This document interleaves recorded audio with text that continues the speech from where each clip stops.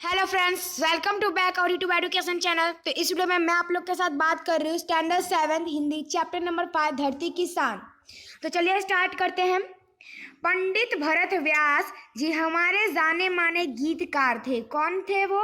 पंडित भरत व्यास। कौन? पंडित भरत व्यास जो थे वो हमारे भारत के कुछ जाने माने गीतकार, यानी कि वह एक सिंगर थे जो बहुत ही अच्छा गाना गाते थे। ठीक है, तो कौन? पंडित भरत व्यास जी हमारे जाने माने गीतकार थे। आपका जन्म 18 दिसंबर 1918 में राजस्थान के चूरू गांव में हुआ था, यानी कि समझ लो उनका जन्म हुआ होगा। तो उन समझ, हाँ, इसमें कहा गया है कि उनका जन्म कब हुआ था? 18 दिसंबर 1918 में राजस्थान के चूरू गांव में हुआ था। कौन से गांव में? चूरू गांव में। आपने कई गीतों की रचना की है, और हमने बहुत सारे गीतों मतलब बहुत सारे अलग अलग गीतों की रचना की है। यह गीत सन 1958 में आई हिंदी फिल्म गांव गौरी से लिया गया है। तो यहाँ पे ये जो फिल्म आई गई है 1958 में, वो जो फिल्म है वो हमको गांव गौरी में से लिया गया है। उस फिल्म का नाम गांव गौरी है, और वो फिल्म से ये गाना लिया गया है धरती की शान। ठीक है, अब इस गीत में कवि ने मनुष्य को सबसे बुद्धिमान बताया है। ये जो कहानी है, मतलब ये जो गीत है, जो गाना है, उसमें हमको ये बताया गया है कि जो लोग मतलब ये जो आदमी है, ये जो इंसान है ना, वो सबसे ज़्यादा बुद्धिमान है। मनुष्य ने अपनी बुद्धि को और कठोर परिश्रम के आधार पर जल, स्थल और आकाश में कई उपलब्धियां अर्जित की है। तो यहाँ पे हमको बताया गया है कि हमारी बुद्धि से, यानी कि हमारे दिमाग से और हमारे कठोर परिश्रम के मुताबिक हम जल यानी पानी में, स्थल यानी कि धरती पर, आकाश यानी कि नभ आकाश में, वहाँ हमको बहुत सारी उपलब्धि हमको मतलब दी गई है। ठीक है, जैसे पानी में भी आजकल हम जा सकते हैं, धरती पर तो हम रहते हैं, पाताल में भी जा सकते हैं, आकाश में भी हम जा सकते हैं, जैसे कि अभी लोग अंतरिक्ष में जाके आए हैं, है ना। तो ऐसे हमारे दिमाग से और हमारे कठोर परिश्रम से हमको ये सब मिले हैं।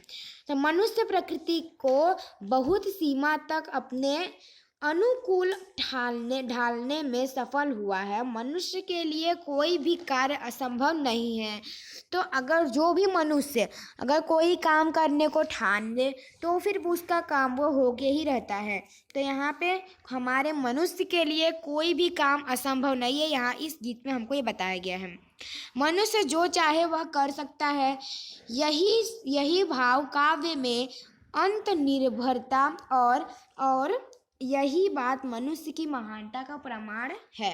तो यहाँ पे हमको इस कहानी में यही बताया गया है, अंत निहित, और यहाँ पे मनुष्य की महानता का प्रमाण हमको दिया गया है इस कहानी के गाना में। तो ये रहे आपके पंडित भरत व्यास जी। यहाँ पे आपको फोटो देख सकते हैं, इन्होंने ये गाना लिखा है। पंडित भरत व्यास जी यहाँ पे इनके कवि हैं। तो अब यहाँ पे हम लोग स्टार्ट करते हैं। यहाँ पे आपको एक पैराग्राफ दिया गया है, वो आपका गाना है। धरती की शान तू है भारत की संतान, तेरी मुट्ठियों में बंद तूफान है रे, मनुष्य तू बड़ा है, बड़ा महान है। तो यहाँ पे हमको क्या कहा गया कि धरती की शान मतलब कि कोई भी हमारे, जैसे कि यहाँ पे हमारे धरती पर हमने बहुत सारे अच्छे अच्छे काम किए हैं, फिर इससे हमारे जो नाम होता है वो बहुत ही ज़्यादा ऊंचा होता है। तो धरती की शान तू है भारत की संतान, यानी कि धरती के शान तुम भारत की संतान हो, हमारे धरती पर जन्म दिया, यानी कि तुम भारत की संतान हो, भारत माता के पुत्र हो। तो यहाँ पे हमको बताया गया तेरी मुट्ठियों में बंद तूफान है रे, मनुष्य तू बड़ा महान है। तुम्हारी मुट्ठियों में एक तूफान बंद है ना। तुम्हारी मुट्ठियों में क्या बंद है? एक तूफान बंद है। मनुष्य तू बड़ा महान है, यानी कि मनुष्य तुम बहुत बड़े महान हो। तुम्हारी मुट्ठियों में एक तूफान बंद है। तूफान मतलब कि जो अभी वावाजोड़ू आया था ना, फिर साइक्लोन आया था, तो वो सब इसमें है। तो चलो नेक्स्ट पैराग्राफ नंबर 2। इस पे हमको कहा गया है, तू जो चाहे पर्वत पहाड़ों को फोड़ दे, तू जो चाहे नदियों के मुख को भी मोड़ दे, तू जो चाहे माटी से अमृत निचोड़ दे, तू जो चाहे धरती को अंबर से जोड़ दे। अमर तेरे प्राण मिला तुझको वरदान, तेरी आत्मा में, यहाँ पे हाथ, अमर तेरे प्राण मिला तुझको वरदान, तेरी आत्मा में स्वयं भगवान है रे मनुष्य तू बड़ा महान है। तो यहाँ पे आपको इसका मतलब क्या है, हे मनुष्य तू जो चाहे पर्वत पहाड़ों को भी तोड़ सकता है। यहाँ पे पहले लाइन का आपका मतलब बताया है कि मनुष्य तुम जो चाहो तो तुम इस पहाड़, या देखो आपको एक पिक्चर दिया गया है, अगर मनुष्य चाहे तो बड़े से ऊंचे पहाड़ों को भी तोड़ सकता है। तू जो चाहे नदियों जो उनके जो बहाव है, उनके जो दिशा, जिस दिशा में सपोज इस दिशा में वो बह रहा है नदी, हम चाहे तो उस दिशा को भी हम बदल सकते हैं। मनुष्य चाहे तो उस दिशा को भी बदल सकता है, हम उस दिशा में से इस दिशा में पानी ला सकते हैं। समझ गए। देन तू जो चाहे माटी से अमृत निचोड़ दे, मतलब अगर तुम चाहो तो मिट्टी में से अमृत निकाल सकते हो। ठीक है, अगर तुम चाहो तो मिट्टी में से अमृत निकाल सकते हो। फिर यहाँ पे तू जो चाहे धरती को अंबर से जोड़ दे, तो यहाँ पे आपको पता है तू जो चाहे धरती को आकाश से जोड़ सकता है ना, धरती को आकाश से भी जोड़ सकता है अपने महान काम करके। अमर तेरे प्राण मिला तुझको वरदान, तेरी आत्मा में स्वयं भगवान है रे मनुष्य तू बड़ा महान है। तो यहाँ पे आपको कहा है तू अपने अनोखे कामों से मर कर भी अमर हो सकता है ना। अगर जैसे कि अगर हमने बहुत सारे अच्छे काम किए और अगर हम मर भी जाएं तो इसके पश्चात भी सब लोग हमारा नाम लेंगे और हमारा नाम अमर रहेगा। अगर हमने बहुत अच्छा काम किया है तो हमारा नाम कभी भी इस दुनिया से हटेगा नहीं, इस दुनिया में हमारा नाम अमर हो जाएगा। ठीक है, तो यही आपको इसमें बताया गया है। देन आपका है तुझे अमरता का वरदान मिला है, यानी कि तू हमेशा अमर रहेगा। तुझे अगर तूने कोई अच्छा काम किया तो तुझे अमरता का वरदान मिला है।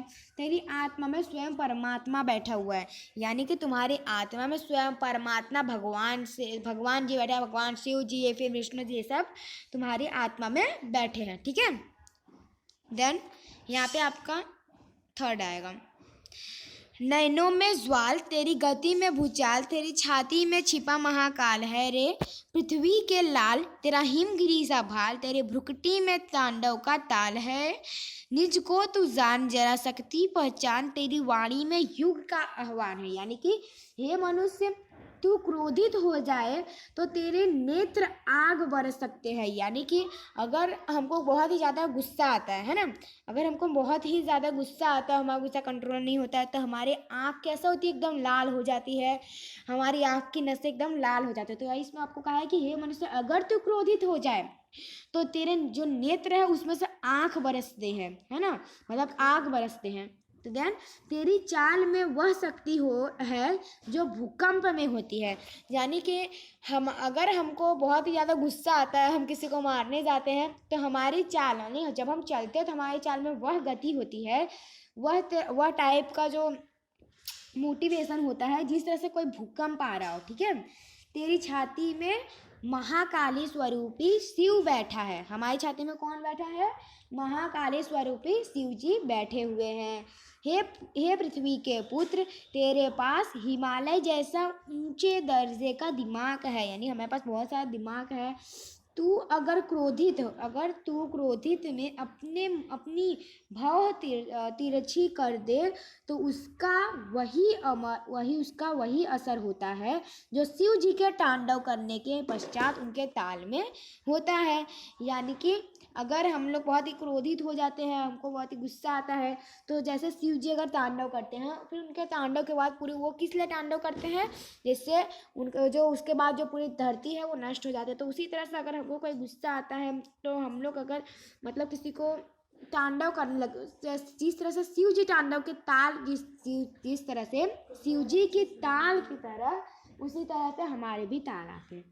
समझ में आया। अब हे मनुष्य तू अपनी शक्ति को पहचान, यानी कि मनुष्य तुम अपनी शक्ति को पहचानो। तेरी वाणी में युग का आह्वान है, यानी कि तुम्हारी वाणी में युग की ललकार है, तेरी आवाज़ सारे युग की आवाज़ है। ठीक है, तो यहाँ पे आपका ये भी ख़त्म होता है। तो अब हम लोग नेक्स्ट पेज पे आ जाएंगे। अब यहाँ पे आपका लास्ट में जाएगा, ये देखिए, धरती सा धीर तू है अग्नि सा वीर, तू जो चाहे तो काल काल को भी थाम ले, पापों का प्रलय रुके, पशुता का शीश झुके, तू जो चाहे अगर हिम्मत से काम ले। गुरु सा मतिमान है तू पवन सा गतिमान, तेरी नभ में भी ऊंची उड़ान है रे मनुष्य तू बड़ा महान है। अब यहाँ पे हे मनुष्य, तुमसे धरती जैसा धीरज है, ठीक है। तुझ में धरती जैसा धीरज है, यानी हमारे में धरती के जैसा एक धीरज है। जैसे कि हमारी धरती में साइक्लोन आ जाते हैं, अर्थक्वेक आ जाते हैं, भूकंप आ जाते हैं, फिर अर्थ बहुत सारे पॉल्यूशन भी होते हैं, लेकिन तब भी हमारी धरती अभी तक नष्ट नहीं हुई है। तो उसी तरह से हमारे जो सहज भाव यानी कि हमारी जो धीरज है वो एकदम धरती की जैसी है ना। तो अब यहाँ पे आपका जाएगा नेक्स्ट लाइन। यहाँ आपका फर्स्ट लाइन खत्म होता है अग्नि सा वीर, यहाँ पे हो गया ना। तो यहाँ पे तुझ में अग्नि जैसी शक्ति, यानी कि हमारे पास आग जैसी शक्ति है, तू चाहे तो काल को भी रोक सकता है, यानी कि अगर तुम चाहो तो काल को भी रोक सकते हो। तो हमें इतनी शक्ति है कि हम काल को भी रोक सकते हैं। तू अगर हिम्मत से काम ले तो पापों का प्रलय मतलब पापों की जो विशाल लीला भी तू रोक सकता है, और आदमी को हैवान बनने से रोक सकता है, यानी कि आदमी को खराब बनने से भी तू रोक सकता है। तुझमें महान देव गुरु जैसी बुद्धिमत्ता है, और तू पवन की तरह गतिशील है, यानी पवन कितनी जब सबको किसी को पवन दिखाई तो देती नहीं होगी, तो उसी तरह से हमारी जो गति है वो पवन जैसी तेज है।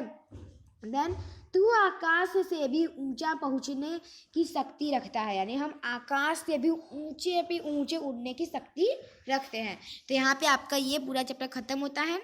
तो यहाँ पे आपका शब्दार्थ है जो हम नेक्स्ट पार्ट में करेंगे। तो मिलते हैं अगले पार्ट में। तो अगर आप लोग को हमारा वीडियो पसंद है इसे लाइक सब्सक्राइब शेयर कीजिए। मिलते हैं।